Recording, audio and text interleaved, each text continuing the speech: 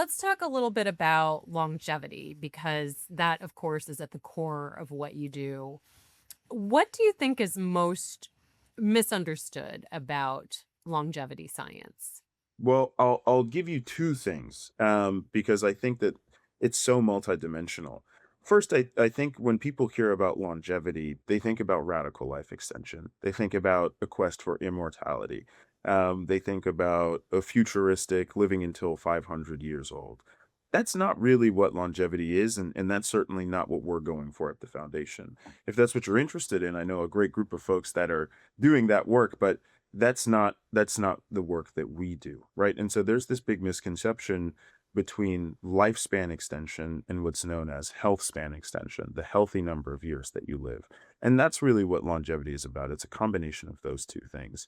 Before we get to immortality, we first have to figure out how do we stop people from getting cancer and Alzheimer's and dementia. And so if you're living for a longer time, you need to be living healthier for a longer time as well.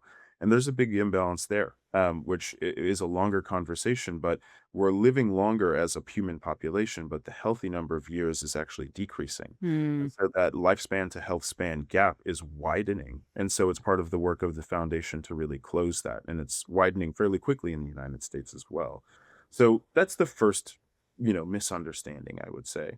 The second misunderstanding, I think, is that this is a pursuit that is exclusively meant for the ultra high net worth, And or there are super high barriers to entry. That's also not necessarily the case. I am not naive enough to think that frontier and niche technologies are inexpensive. They certainly are, and they can be.